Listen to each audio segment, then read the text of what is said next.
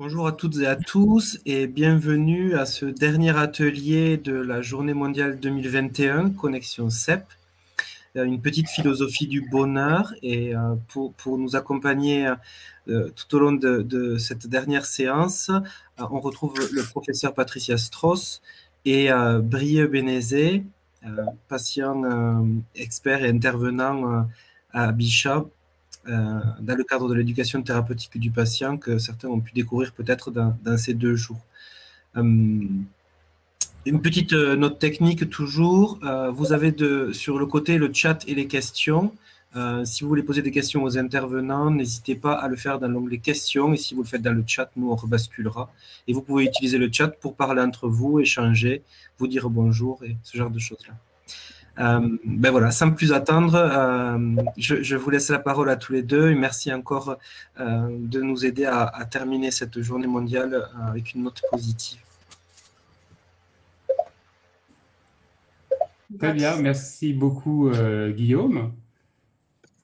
Donc, moi je suis Brieux Bénézé, effectivement, patient intervenant dans le service de neurologie de l'hôpital Bichat Claude Bernard à Paris.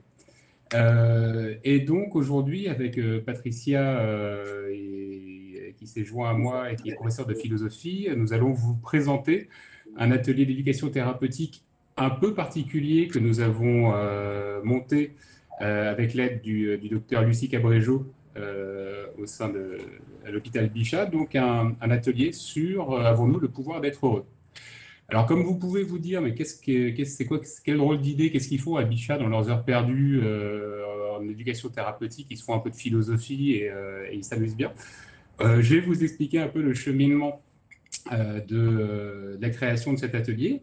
Et ensuite, ce sera quand même le plus important, Patricia va un petit peu dérouler le contenu de l'atelier et le but étant en 45 minutes de tous vous rendre heureux. Donc, alors, je vais commencer par quelque chose d'un peu égocentré, hein, je vais parler de moi. Donc, mon histoire, c'est celle d'un patient diagnostiqué il y a 20 ans pour une ESSEP.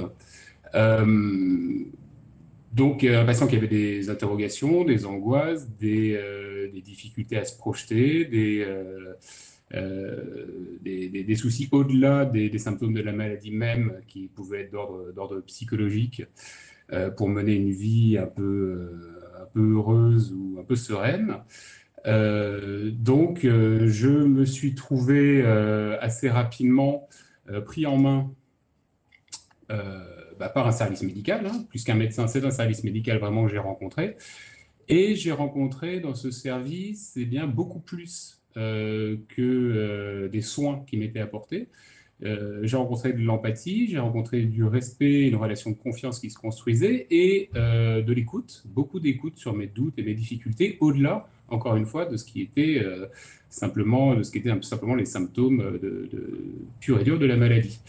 À partir de cette écoute, nous avons monté des échanges sur les moyens de les dépasser, des échanges dans lesquels j'étais autant écouté que le médecin m'écoutait pour comprendre un petit peu ce qui me posait vraiment problème et comment on pouvait trouver des pistes pour pouvoir régler ces problèmes. Donc, tout ça nous a amené vers la construction de ce qu'on appelle un peu un parcours de soins, c'est-à-dire encore une fois, en dehors d'administrer des médicaments ou de constater des symptômes, de vraiment prendre en considération les problématiques et les sujets personnels, d'ordre psychologique ou les doutes que je pouvais avoir pour m'aider à cheminer un petit peu dans mon état. Et bien peu à peu, j'ai été amené par le médecin à considérer l'éducation thérapeutique comme une de ces aides qui pouvaient m'être apportées. Ça a été fait de manière très douce parce qu'au départ, j'avais quelques réticences à me retrouver entouré d'autres patients qui avaient les mêmes pathologies que moi. Hein. Je pense qu'on est assez nombreux au départ à ne pas vraiment avoir envie de voir ce que peut être la maladie chez d'autres personnes et comment elle peut évoluer. Donc, j'ai été amené très, très sereinement vers l'idée qui pouvait être intéressant pour moi de discuter et d'intégrer des groupes d'éducation thérapeutique, des ateliers qui allaient justement m'aider à réfléchir et progresser sur des sujets qui me concernaient.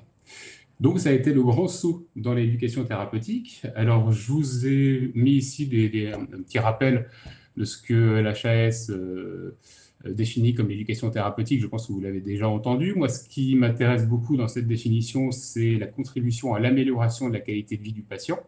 Hein, on voit vraiment que c'est une deuxième partie de ce qui compose l'éducation thérapeutique, au-delà de ce qui est dit au début, l'acquisition de compétences d'auto-soin et d'adaptation pour prévenir les complications évitables. Il est évidemment très important que ces capacités d'auto-soin et cette connaissance qui permet d'éviter les complications soient présentes chez le patient, mais ce souci d'améliorer la qualité de vie a aussi une très très grande importance, et ça a été vraiment une considération très forte dès le départ de notre équipe hospitalière à Bichat. Donc, j'ai découvert des ateliers autour de problématiques de soins et de vie quotidienne des patients. Ça pouvait être aussi bien les problèmes de sommeil, de reprise de l'activité physique, les médicaments bien sûr, ça pouvait être la sexualité, des soucis liés à certains symptômes, et tous ces ateliers se faisaient dans un partage et une construction des thèmes en commun. C'est-à-dire on n'était pas dans un savoir descendant du médecin vers le patient, où nous, on n'aurait qu'une chose à faire, c'est écouter. Non, on participait vraiment à la création, on évoquait les thématiques qui nous semblaient intéressantes, ou les sujets, ou les réflexions qu'on aimerait voir mener dans des ateliers, et on y réfléchissait ensemble, et on les construisait. Donc, je me suis vite trouvé intéressé par cet esprit de co-construction des ateliers, et vite trouvé intégré à cette philosophie de création d'ateliers par nous, pour nous, quelque part. Et du coup, c'est ce qui est arrivé jusqu'à notre projet. Donc moi, je ne vous ai pas parlé de mes... Je suis éditeur, et au départ, j'ai passé pas mal d'années à faire des études de philosophie. Donc, sachant ça, ma neurologue a eu la très bonne idée d'orienter l'idée d'un atelier vers ces questions un peu existentielles ou ces thématiques que la philosophie peut aborder. Et nous avons rapidement évolué vers l'idée de co-créer un atelier sur le bonheur. Encore plus après avoir rencontré donc Patricia Strauss, qui était la philosophe qui allait intervenir avec nous dans cet atelier. Donc, l'atelier, pour qui il est fait? Pour des patients atteints de maladies chroniques. Hein. Ici, on parle de la CEP, mais il peut tout à fait s'adapter évidemment à d'autres patients qui ont les mêmes soucis vis-à-vis de leur capacité au bonheur ou à être heureux. Pourquoi cet atelier? Justement, parce qu'on trouve chez chacun de nous et chez les patients, et même des gens qui ne sont pas forcément patients, des difficultés à envisager une vie heureuse en raison de la pathologie. On construit beaucoup de freins en raison de la pathologie, des inquiétudes, des angoisses qu'elle peut nous créer, et qui, en fait, nous sont comme des barrières qui nous éloignent d'une vie heureuse. Et donc, comment travailler là-dessus? Eh bien, en travaillant avec la notion philosophique de bonheur, avec les penseurs, les grands penseurs qui ont écrit sur ces sujets de la vie heureuse, et sur l'application de toutes ces pensées philosophiques dans la vie quotidienne de chacun de nous. Donc voilà un petit peu comment on a monté la thématique de l'atelier. Alors, comment il se constitue et qui permet de dérouler cet atelier? Eh bien, en premier lieu, les patients, parce que c'est les patients qui vont intervenir et nous dire quels sont leurs freins, comment ils imaginent leur vie heureuse, quels sont pour eux les éléments qui les en éloignent, ou qui au contraire permettent de les rapprocher, qu'est-ce qu'ils visent comme idée du bonheur pour eux-mêmes. Et évidemment, aidé d'un binôme composé d'une professeure de philosophie et d'un patient expert, qui sont tous les deux présents parmi vous aujourd'hui, pour mener un petit peu cet atelier et guider son déroulement. Donc, c'est des choses assez simples, pas besoin de beaucoup d'outils, il faut juste avoir quelques textes de philosophie sous la main. Et justement, avec quoi? De quoi? C'est surtout des textes et des citations. On s'appuie sur les citations et les textes des grands philosophes pour progresser dans notre compréhension et notre appréhension à chacun du bonheur, pour trouver les différents types de plaisir, de joie, de bonheur que les philosophes ont pu décrire et ont pu commenter et expliquer, et permettre à chacun de s'y retrouver dans ces éléments et de se donner des outils pour progresser dans sa réflexion personnelle. Alors en fait, à quoi ça sert, hein? Parce que comme je disais, on parle de philosophie, mais est-ce que pour des patients, pour le soin, ça sert à quelque chose et est-ce que ça a des échos après les ateliers? Donc, on a remarqué tout de même que ça permettait de mettre en avant de manière claire et réfléchie les aspirations et les souhaits du patient pour lui-même dans sa vie, c'est-à-dire ses souhaits de vie heureuse, qu'est-ce qui était pour lui sa représentation du bonheur et de quels éléments il pouvait profiter ou de ceux dont il devait se défier pour y arriver. Ça fonctionne aussi pour les médecins, hein. On a vu des soignants qui sont venus à l'atelier, qui nous ont dit ça nous a fait beaucoup de bien parce qu'on ne voyait pas les choses de cette manière et ça nous aide à sortir un peu la tête de l'eau et à reprendre en main certaines choses. Ensuite, ça aide à personnaliser le parcours de soins en comprenant justement ses aspirations, donc par cette compréhension un peu globale des aspirations et non plus en les centrant sur un aspect de symptômes ou sur un sujet très précis. Mais on va pouvoir se dire, voilà un patient qui aspire à aller vers telle direction, dans tel état d'esprit, vers tel comportement et inutile de lui proposer peut-être des choses qui en fait l'éloigneraient de ça ou ne lui serviraient tout simplement à rien. Donc c'est un petit peu une prise en compte vraiment existentielle du patient. Et ça permet de prendre un peu de la hauteur, justement, et sur ces situations, en considérant, comme je disais, dans leur globalité, pour sortir voilà, de simplement, vous avez tel symptôme, on va le soigner, et puis après, derrière, qu'est-ce qu'on fait? On ne sait pas. Là, on est dans une prise en compte globale, une connaissance du patient et de ses aspirations. Et pour finir, ça aide à avoir le sourire, parce que tout le monde finit l'atelier assez heureux, et quand même pas mal de commentaires de gens qui y ont assisté ou de certains qui aimeraient y assister, parce qu'ils ont passé un bon moment. Ça dure entre 2 et 3 heures un après-midi, et ça permet à chacun de prendre le temps d'une réflexion qui lui convient et qui lui plaît. Donc voilà un peu ce que je pouvais expliquer sur la manière dont s'est construit notre atelier.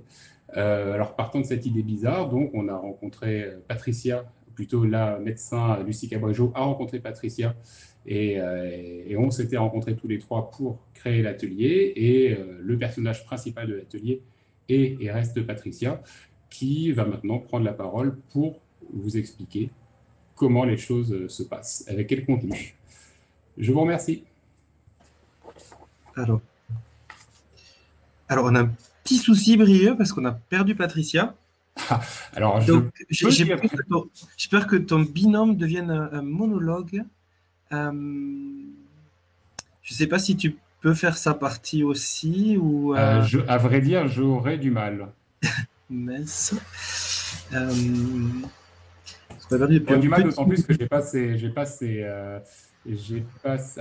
troisième personne. D'autant plus que j'ai pas ces slides. Alors, là, on va avoir un souci.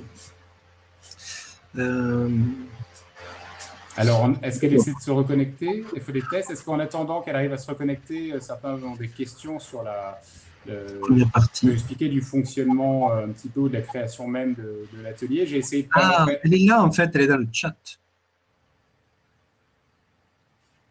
On l'a retrouvée avec une planche au Ouija. Elle est en train d'essayer de revenir. J'ai essayé de je ne suis pas rentré dans la technique de l'atelier ou les outils proprement. On a plein de questions, mais alors, on a des questions sur le patient expert. Allez-y. Et comment participer à ces ateliers? Est-ce qu'ils ont lieu partout en France? Alors non, justement, c'est quelque chose que j'allais dire à la fin de la présentation. Ça a lieu pour l'instant uniquement à Bichat. Après, c'est très simple de les reproduire et de faire ces ateliers. Enfin, il vous faut quand même une prof de philo, mais ça, on en trouve, hein, je vous assure. Euh, et, et ce que je vais faire bientôt, c'est écrire le déroulé de l'atelier vraiment de manière complète, avec tous les éléments, toutes les intentions de l'atelier, tous les outils qui sont utilisés.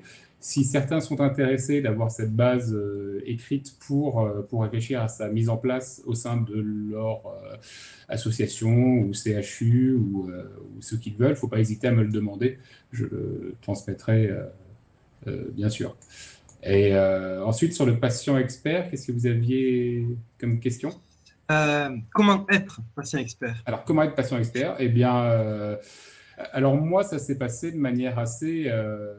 en réalité, à Bichat, on a la chance d'être avec des médecins et des praticiens qui, surtout, se nourrissent des bonnes volontés. Donc, en clair, on m'a dit, est-ce que ça t'intéresse de nous aider à faire des projets d'éducation thérapeutique? Moi, comme je le disais, j'étais rentré un petit peu dans les ateliers depuis quelques temps. J'ai dit oui, ça m'intéresse. Et donc, on m'a intronisé un peu patient expert sans que je le sache, hein. Je faisais des patients experts sans le savoir comme Monsieur Jourdain. Et puis, tout de même, après, j'ai été formé. Donc, il y a des formations pour être patient expert qui existent. Certaines ont lieu sur une journée ou sur 2 jours, et certaines là, je finis un cycle de formation qui est de 5 jours.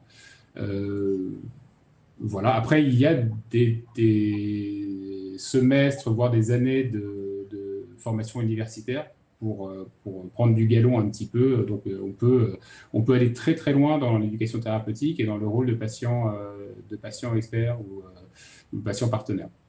Donc, ça, parlez-en. Enfin, pour ceux qui sont intéressés, souvent, c'est quelque chose qui se développe vraiment dans les hôpitaux. Ne pas hésiter à en parler à vos équipes soignantes pour voir ce qu'ils peuvent vous proposer comme formation. Dans les ateliers qui ont précédé, si vous n'avez pas eu l'occasion de les voir, vous pouvez les regarder en replay. Il y en a un qui s'appelle Devenons acteurs et qui parle justement de ça et qui a été animé par Marine et Marie, qui sont 2 patientes qui sont maintenant des porteuses de projets en ETP et qui ont balayé voilà, ce champ-là. Donc, vous pourrez retrouver ça aussi en replay. Alors, on n'a toujours pas récupéré Patricia.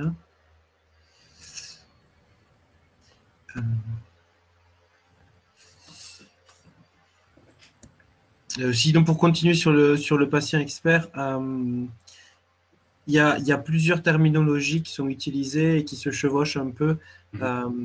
Et du coup, le plus important, en fait, c'est pas de vous focaliser sur le terme, c'est plutôt de définir ce que vous avez envie de faire. Est-ce que vous avez envie d'aider les gens parce que vous avez acquis une certaine expérience et vous voulez la partager avec d'autres personnes? À ce moment-là, c'est un patient pair que vous êtes. Ça peut être le parrainage vis-à-vis de CEP Avenir, par exemple, ce genre de choses-là. Il y a l'éducation thérapeutique, comme fait Brieux, c'est-à-dire que là, vous pouvez à la fin concevoir des programmes et être intervenant, et c'est vous qui animez à la fin même l'éducation thérapeutique du patient. Ça, c'est souvent ce qu'on appelle le patient partenaire. Et il y a des patients enseignants qui sont à la fac, qui enseignent aux médecins et aux futurs médecins. Et après, il y a une terminologie que nous, on a à la Ligue, qui est celle des patients experts. Donc, vous avez pu croiser Eva ou d'autres qui utilisent cette terminologie-là. Et la formation que nous, on leur a fournie, c'est plutôt pour devenir des influenceurs. Ils vont rencontrer les élus, les ministres, les administrations centrales et tout ça, pour changer les politiques publiques et améliorer du coup la prise en charge et la prise en compte des personnes qui en acceptent. Donc c'est encore un autre rôle. Donc moi, à votre place, focalisez-vous sur ce que vous voulez faire et plus que sur les termes, et venez vers nous, les assos ou vos soignants, en expliquant votre projet, et on vous trouvera les formations. Tout à fait, c'est ce que... retour de Patricia. Je termine juste ce que tu disais, Guillaume. Effectivement, c'est très important, je pense, de s'écouter et de savoir ce qu'on se sent de faire dans cette situation. Ce n'est pas une situation forcément, c'est pas un rôle évident. Toujours, on rencontre des patients, on rencontre des gens qui vont bien et d'autres qui ne vont pas bien, qui ont des coups de moins, qui ont des inquiétudes. et on ne peut pas tout se prendre en pleine figure. On n'a pas la capacité de répondre à toutes les inquiétudes et toutes les questions. Donc il y a vraiment une importance de bien savoir quelle place on veut occuper à côté ou en partenariat avec les équipes soignantes qui, elles, restent là et restent là pour nous épauler, nous aider et pour répondre aux questions médicales, évidemment, qui ne sont pas de notre ressort. Mais comme le disait Guillaume, il y a le système du père aidant qui peut être intéressant quand on veut rencontrer des patients qui ont un problème précis sur lequel nous, on a vécu, on a évolué, et donc on peut discuter avec eux de la manière dont on a géré ce problème. On n'apporte pas des réponses, c'est vrai, c'est faux, mais on dit, voilà, je suis là, j'ai vécu ça aussi, est-ce que tu veux qu'on en parle? Et ça peut aider ou faire avancer la personne. Et puis, il y a vraiment ces ateliers d'éducation thérapeutique. On va construire des plans et des projets avec l'équipe soignante. Voilà, comme je le disais, c'est important de savoir quel temps on a accordé, quelle capacité on a de soutenir certaines rencontres et ce que nous, on veut faire. Voilà, il ne faut pas s'imposer trop de choses. Patricia, Je suis très, très, très heureuse que la connexion remarche. Je t'ai laissé la parole à un moment. Et puis, oui. En fait, on avait fait beaucoup de tests techniques parce que c'était très bien organisé tout ça et mon ordinateur marchait bien. Et là, c'est toujours pareil. On a une explication là. Donc, j'espère que ça ne va pas couper brutalement. Mais j'étais très, très heureuse et honorée de pouvoir être là avec vous ce dimanche et doublement depuis que j'ai eu la peur de ne pas réussir à vous rejoindre. Donc, j'entendais tout, mais j'étais invisible et muette. Alors oui, je trouve que c'est très délicat de venir et de dire je vais vous parler du bonheur, parce qu'on va dire qui je suis pour vous parler du bonheur. On le cherche tous et il paraît parfois inaccessible.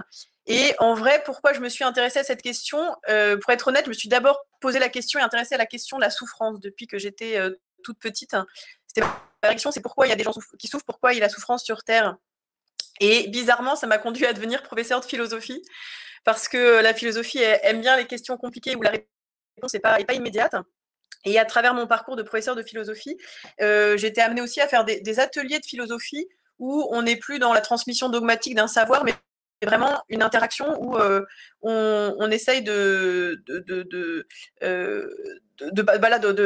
s'interroger ensemble la question et de voir ce que la philosophie peut un peu apporter, mais en répondant vraiment aux questions que les personnes sont en face de nous, qui sont en face de nous. Et c'est comme ça que j'ai rencontré Lucie Cabrejo un jour où j'animais un atelier de philosophie au théâtre de l'Odéon, où elle était venue avec sa famille. Et dans la démarche, elle s'est dit, il y a quelque chose qu'on peut faire qui est de l'ordre d'un atelier thérapeutique, parce qu'effectivement, contrairement à l'image qu'on peut avoir de la philosophie parfois, on se dit ce n'est que de l'ordre de la raison, de l'intellectuel, on s'aperçoit quand même que l'être humain est fait de telle sorte que ce qui touche à la pensée peut toucher aussi à la sensibilité, et que l'interaction entre le corps et l'intelligence ont des liens.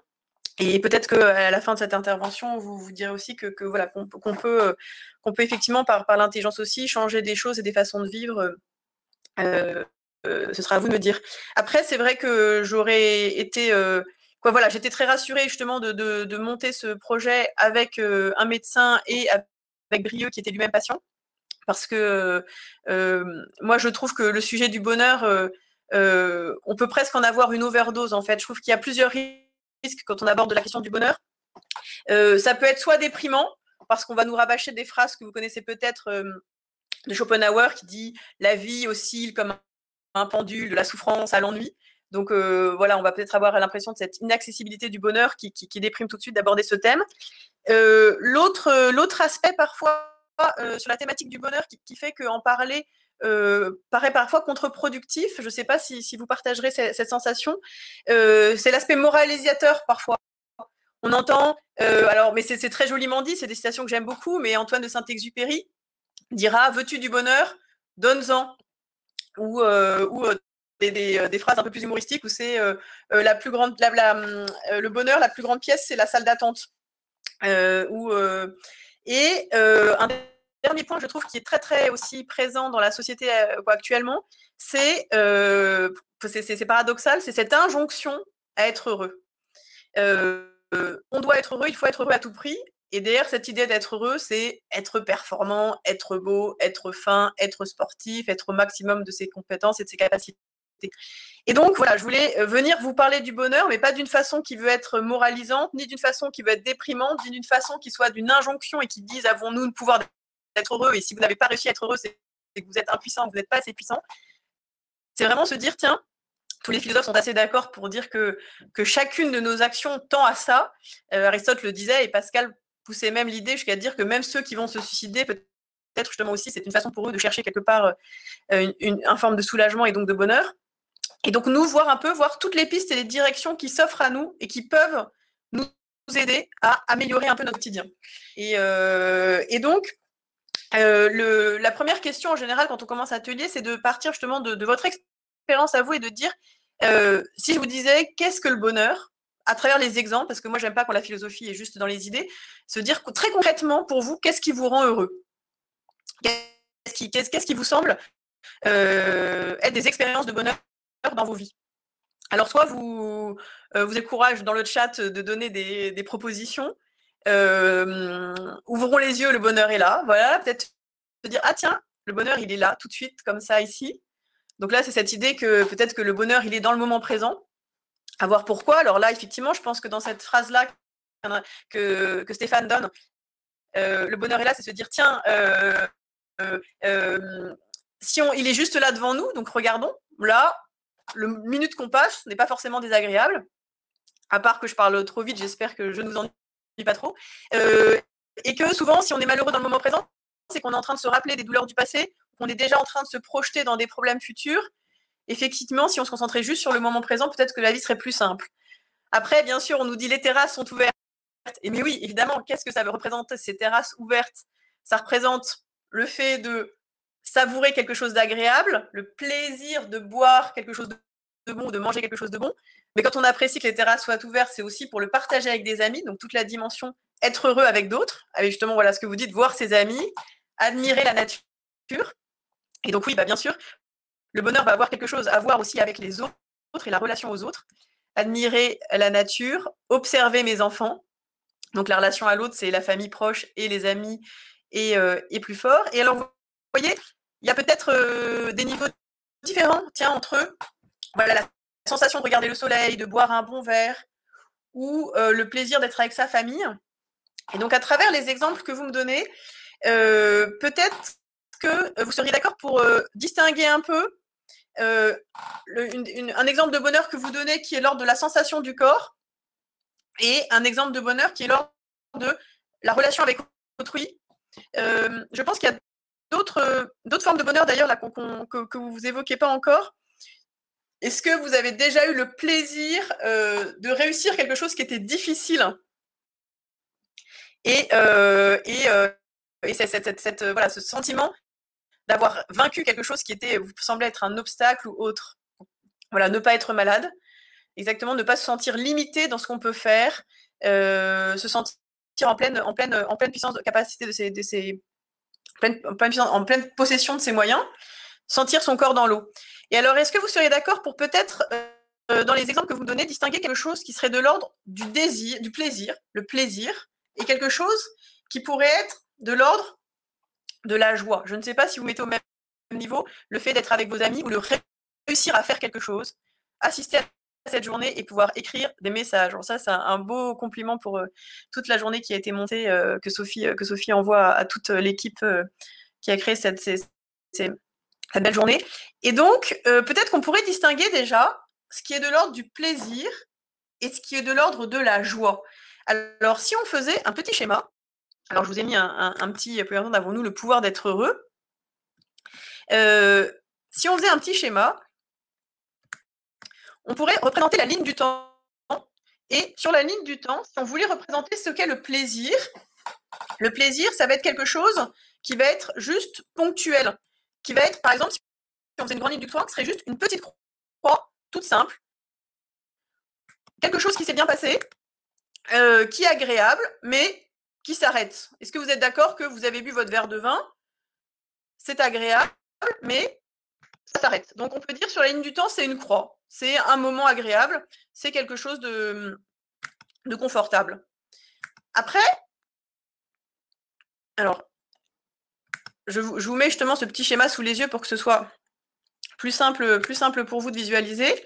Pour la joie, vous avez vu cette idée quand vous dites, tiens, réussir à faire quelque chose, réussir à finir une journée de travail.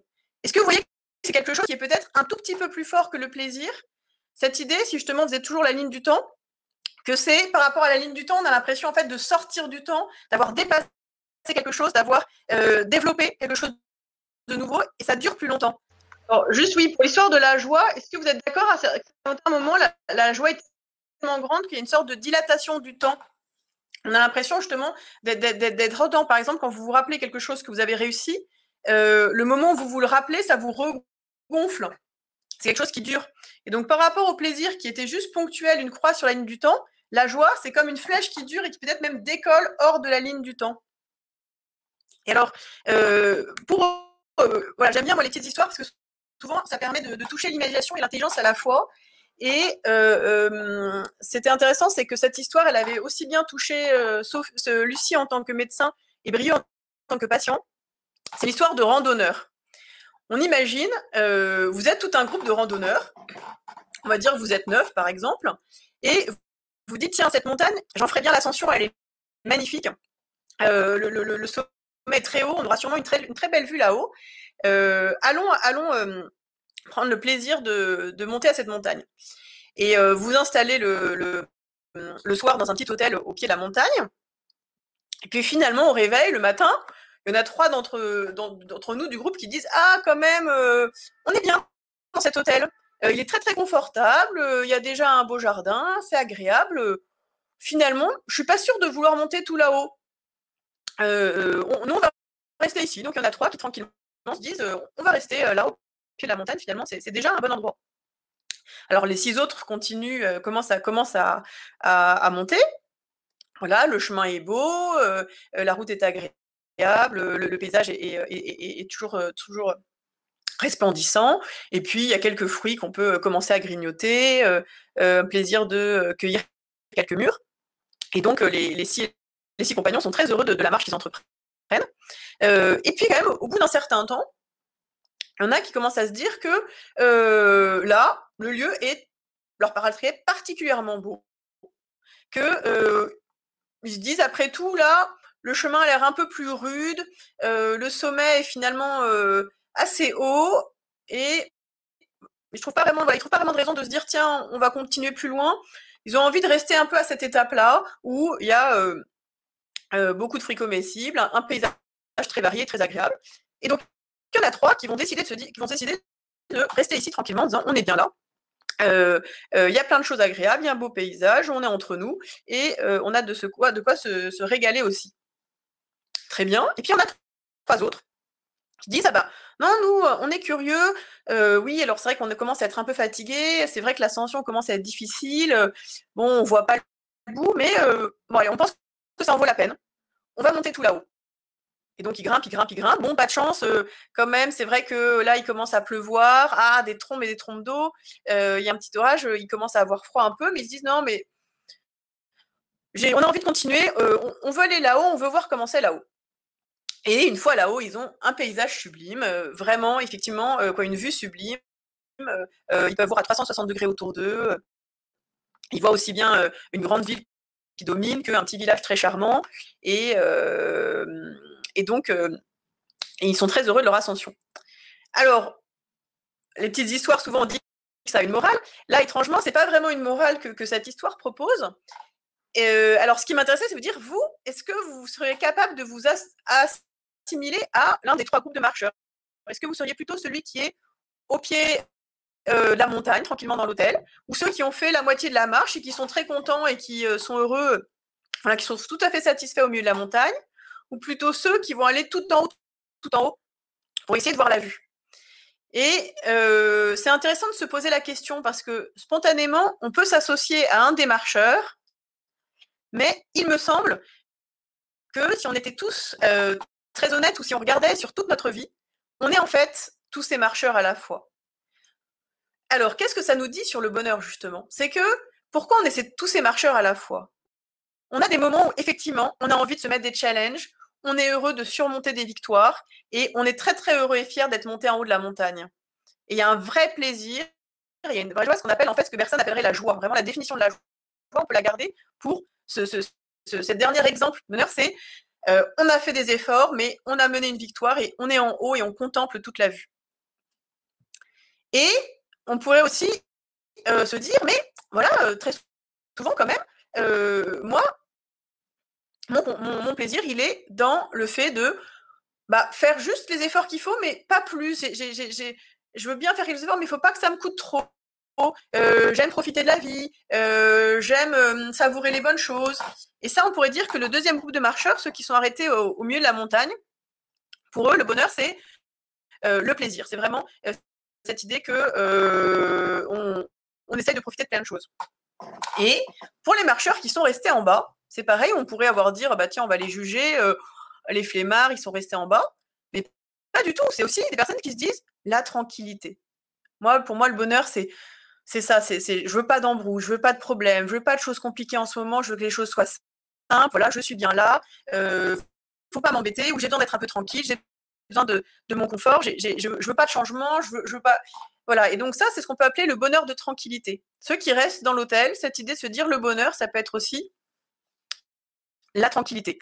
Les deuxièmes, on peut dire que c'est une définition plutôt, cette idée de recherche du plaisir. On a besoin de goûter plein de sensations, on a besoin de sentir vivant, mais sans avoir trop d'obstacles à monter. Et le troisième, cette idée de bonheur de croissance. Souvent, on va se dire, voilà, cette idée, je suis heureux si je me suis dépassé moi-même.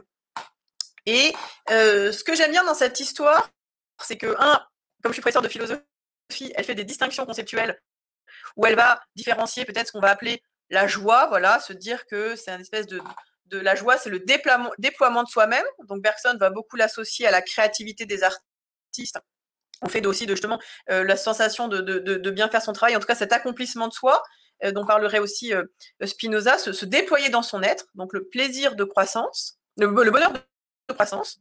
L'autre forme de bonheur, c'est vraiment celui qu'on trouve dans le plaisir et qui est agréable, parce que voilà, on a besoin de ça dans chaque journée, de mettre des petits plaisirs qui embellissent la journée.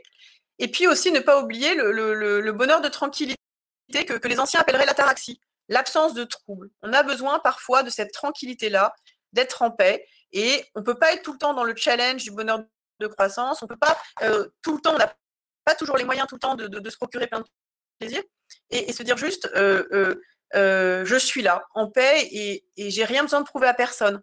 Cette idée aussi que ce bonheur-là, il peut se trouver dans juste le plaisir d'être en paix avec soi-même, parce que on est conscient de qui on est et qu'on n'est pas obligé toujours d'attendre beaucoup de soi-même.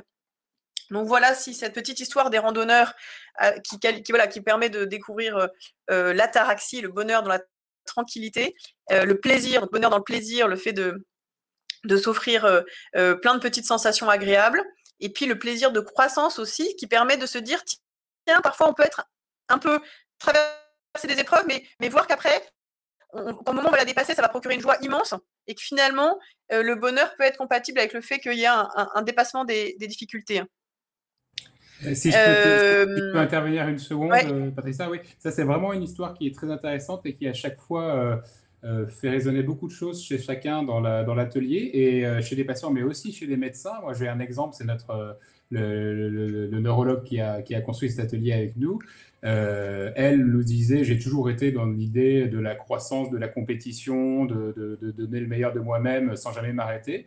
Et en fait, elle s'est trouvée un peu interloquée devant l'explication du bonheur de tranquillité en se disant, mais en fait, si j'ai des journées où j'ai envie de rester tranquillement chez moi, de pas forcément en donner plus, c'est possible et c'est même bien. Et ça, donc, c'est assez intéressant pour elle parce que depuis, elle a beaucoup réfléchi à cet apport du bonheur de tranquillité dans sa vie de tous les jours. Et ça permet aux patients qui écoutent, qui participent à l'atelier, de savoir un peu se positionner et s'accepter dans des journées où, par exemple, on se dit, là, j'ai pas envie de faire grand-chose. Et de ne pas forcément écouter les gens autour de soi qui vont dire, il faut que tu te bouges, tu sais, c'est mieux pour toi, il faut que tu fasses telle chose, il faut que tu continues, il faut que tu persévères dans telle... Il y a des jours où on n'a pas envie et puis parfois c'est très très bien. Donc voilà, c'est des choses, ça résonne vraiment dans l'esprit des gens et ça apporte déjà une certaine compréhension des sujets lorsqu'on la raconte. Là, je ne sais pas justement si vous voyez tous le schéma que j'ai fait un peu récapitulatif. On dit, il y a la ligne du temps, et puis le plaisir, c'est comme une espèce de point d'exclamation qui arrive. D'ailleurs, ça, c'est une suggestion d'un des patients qui avait assisté à l'atelier, qui a dit, au lieu de mettre une croix, on pourrait mettre un point d'exclamation. Plaisir, c'est cette espèce de magie du moment qui arrive et qui fait que la ligne du temps a l'air de s'arrêter pour ouvrir à quelque chose d'agréable. La joie, c'est cette espèce de dépassement où on a l'impression de donner pleinement sa mesure. Et donc, cette idée, effectivement, que comme il y a forcément des contraintes, soit des contraintes professionnelles ou des contraintes plus lourdes, comme celle de la maladie, il y a plein de petites victoires, en fait. Et ces victoires-là, à chaque fois que vous les menez, ça vous fait ressentir une joie qui est forte et qui vient non pas des sensations du corps, mais vraiment aussi d'une unité de l'esprit aussi, qui est très gratifiante. Et enfin, le bonheur, juste cette idée aussi parfois que les stoïciens cherchaient le bonheur dans l'absence de troubles, une sorte de tranquillité où on essaye de ne pas avoir trop de mouvement, pas trop de vagues autour de soi parce que on veut juste se sentir en paix. Et donc là, après ce schéma-là, donc voilà, moi j'aime bien les supports visuels aussi parce que ça me permet de les retenir. C'est vrai que ça peut permettre aussi de se poser des questions dans la même journée, se dire, bon, là, j'ai passé quelque chose de difficile, je peux m'offrir un plaisir, je m'offre un plaisir. Moi, j'ai découvert le fait juste m'offrir, là, j'ai des bonbons sous la main, moi, la connexion ne marchait plus, je prenais un bonbon en me disant, ça va marcher. Des petits trucs de soutien qui aident à affronter les choses. La joie, moi, me raccrocher à ce concept-là, c'est me dire aussi, bon, là, c'est pas facile, là, ça apporte du stress, ça apporte de l'anxiété, mais souviens-toi de la récompense, c'est peut-être à la fin d'arriver à une petite ou grande victoire. C'est Alain qui disait le secret du bonheur, c'est des victoires après des victoires.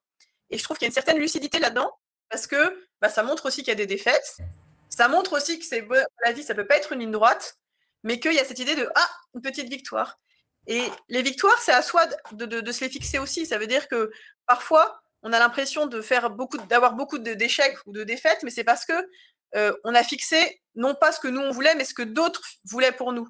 Il y a cette idée aussi de souvent, on va se rajouter par notre voix intérieure des exigences qui finalement nous rendent malheureux. Et donc aussi se dire, voilà, moi, quelle serait pour moi, à mon degré à moi, ma petite victoire. Les moments où on est très triste, la victoire parfois c'est juste de sortir de son lit un moment dans la journée, de se faire juste un repas. On a tous une vie assez longue pour avoir traversé tout type d'épreuves et se dire chaque journée ne se ressemble pas. Et parfois une journée on peut être fier de soi juste parce qu'on a fait tel document qui nous stressait, où on s'est juste levé, on s'est juste fait un repas, ou on a fait un repas pour quelqu'un alors qu'on était épuisé. Et donc c'est pas sous-estimer toutes ces petites victoires personnelles.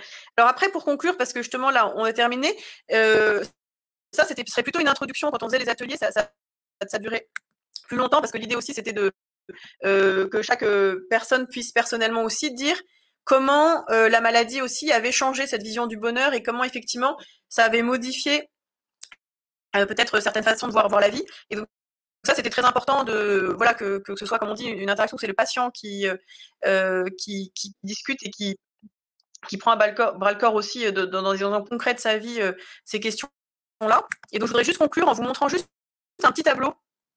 Moi j'aime bien quand les choses sont poser les choses en fait pour visualiser un peu toutes les directions. Et c'est vrai que dans les réponses que vous avez données, on peut voir que finalement le bonheur, ça va être un certain rapport à nos sens.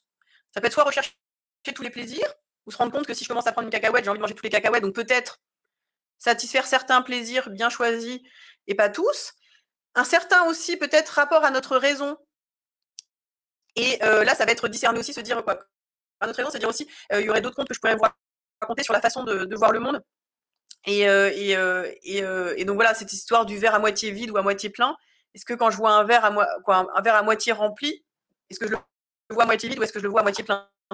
C'est un certain rapport aussi à soi, effectivement. Être heureux, c'est peut-être se connaître, mais justement avec ses limites et les accepter pour pas se dire mais je suis encore en retard, vraiment je suis nul. Se dire non, moi je suis quelqu'un qui est souvent en retard, c'est pas grave, je fonctionne comme ça dans mon rapport au temps. Je préviens mes amis, j'ai toujours 10 minutes de retard. Ça peut être des choses tout bêtes, mais justement, se connaître soi-même, c'est aussi s'accepter et s'aimer avec ses défauts et ses limites, quelles qu'elles soient, et se rendre compte que tout le monde a des limites, et que les siennes sont acceptables et aimables aussi, quelles qu'elles soient.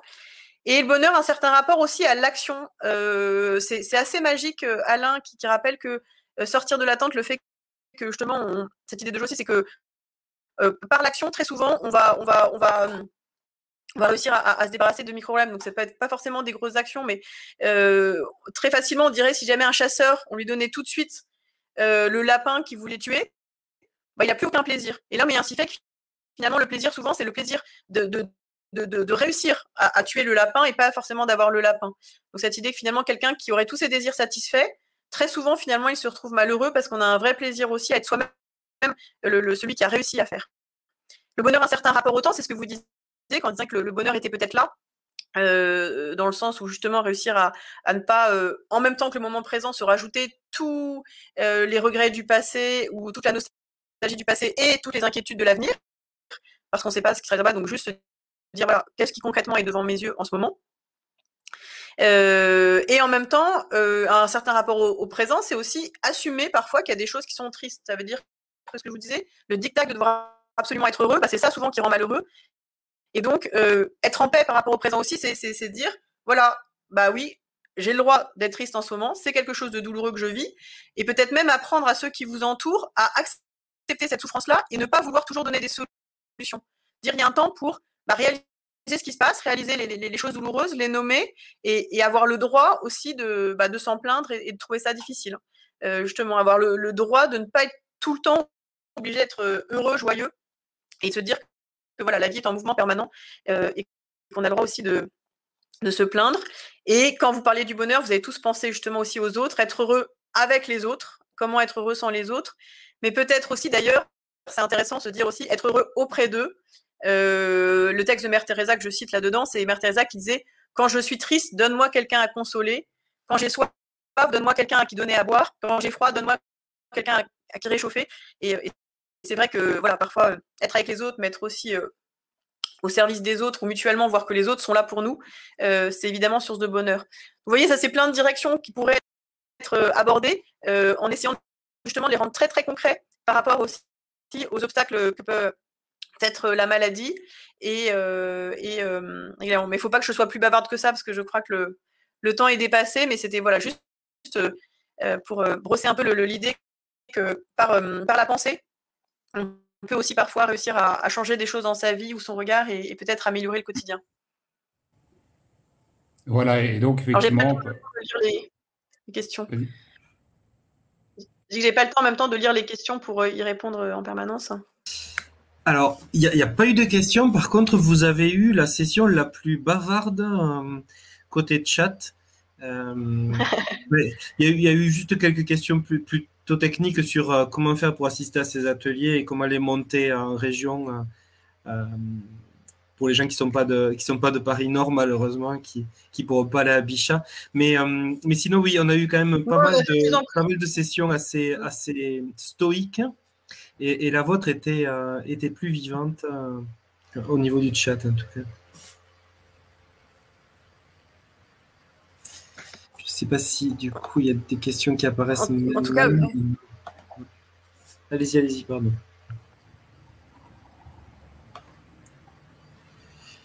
Alors, bon, alors, elle est très pudique, elle n'aime pas les remerciements. Et on a perdu Patricia. Bon. Non, mais c'est vrai que c'est un atelier qui déclenche énormément de participation. Ça, on l'a remarqué. Parce que les sujets qu'ils abordent, en fait, mettent les gens vraiment en face de la vie qu'ils souhaitent mener. On leur dit, mais c'est quoi pour vous le bonheur? C'est plus ci, plus tout ça. Ils vont dire, bah, pour moi, ce sera ça, ou mes freins, ce sera ça. Et vouloir affirmer ce qui, pour eux, les rend heureux. Donc, du coup, ils participent énormément et ça donne des échanges très, très intéressants. Bon, on va... J'aurais une question sur les textes. Effectivement, comme je disais au départ, si certains sont curieux de savoir comment monter l'atelier, ben, nous, on est à leur disposition pour l'expliquer. Moi, comme je disais, je vais le formaliser un petit peu par écrit bientôt, donc j'aurai quelque chose à envoyer pour ceux qui souhaitent s'en inspirer. Et en ce qui concerne les textes, là, il faut demander à Patricia, mais elle a une partie des textes, elle a tous ces textes, justement. Patricia, je parlais des textes, où trouver les Oui, textes. en fait, la particularité de l'atelier, c'est que moi, je donne toujours 4 pages philosophiques en mettant tous les philosophes rangés par ordre chronologique pour que chacun puisse y puiser ce qu'il veut. Donc ça, moi, je peux très bien, je sais pas, l'envoyer à tout le monde, quoi, je sais pas par quel biais, mais en tout cas, on peut le mettre disponible sur le site peut-être du CEP. Je peux donner ces citations-là. Et le texte de Mère Teresa est pas dedans, mais je peux rajouter quelques textes que j'aime bien. Mais effectivement, le plaisir aussi, moi j'aime bien qu'il y ait une prolongation de l'atelier possible, parce que je donne des documents. On a même un petit livre sur le bonheur qui s'appelle Le bonheur désespérément d'André Comte-Sponville, qui coûte 2 € et qui permet aussi de réfléchir au sujet. Donc oui, très bonne idée. Moi je suis pour partager quelques pépites, et l'idée que c'est vraiment chacun pioche dedans en fonction du besoin du moment, les phrases qui le portent. On rajoutera tout ça du coup dans la FAQ qu'on fera, et peut-être on mettra un lien dans le replay vers vos coordonnées et vers les textes. En tout cas, c'est vrai que nous, on a fait des ateliers par Zoom en petite équipe, où après, justement, donc ça avait bien fonctionné, parce qu'à cause du Covid, on a été obligé aussi de s'adapter à cet outil-là. Et donc, on avait fait beaucoup en présentiel, mais aussi par Zoom des ateliers, donc la distance n'est pas un problème. Là, c'est plus le fait qu'on soit 40 qui complique la chose le plus. Mais oui. Sinon, on peut avoir de beaux échanges. On s'est aperçu qu'on avait eu de beaux échanges malgré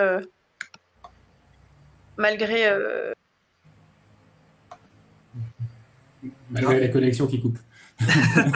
C'est vraiment, c'est un cliffhanger. Chaque fois, elle nous laisse dans un suspense. Ah oui, c'est ça, elle termine pas ses phrases, c'est les philosophes. Oui, c'est ça. Ils laissent la pensée suspendue. C'est comme les psychologues qui lèvent la séance. Mais du coup, on va peut-être clore, Eva? Oui, je pense également. J'ai envie de vous dire, ainsi se terminent ces 2 jours de Connexion CEP. Nous remercions tous les orateurs, franchement, qui ont fait le succès de cet événement. Leurs interventions, il ne faut pas oublier qu'elles seront disponibles sur la chaîne YouTube de la Ligue française contre la sclérose en plaques et de CEP Avenir. Alors, on remercie tous les sponsors qui ont rendu possible cet événement. Donc, Bristol Myers Squibb, Coloplast, Merck, Novartis et Sanofi, Genzyme. Et aussi tous les partenaires qui ont fait qui nous ont donné le plaisir d'être là pendant un week-end long. Donc, il y a le réseau Rhône-Alpes, la fondation Edmus et le registre OFCEP.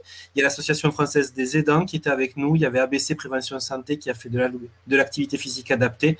On avait les réseaux Alsacep aussi, et puis la Fédération de neurologie du Grand Est qui regroupe Alsacep et l'ORCEP, qui nous ont prêté le professeur de 16 et puis tout l'apport de Marine que vous avez vu à plusieurs reprises. Mais complètement. Et nous remercions également aussi tous les bénévoles qui ont contribué à tous ces clips de sensibilisation que nous avons postés quotidiennement, tout ce partage d'expériences qui nous a été donné pour mettre en évidence la sclérose en plaques, l'handicap invisible. On a eu un panel vraiment représentatif, donc un grand merci à tous.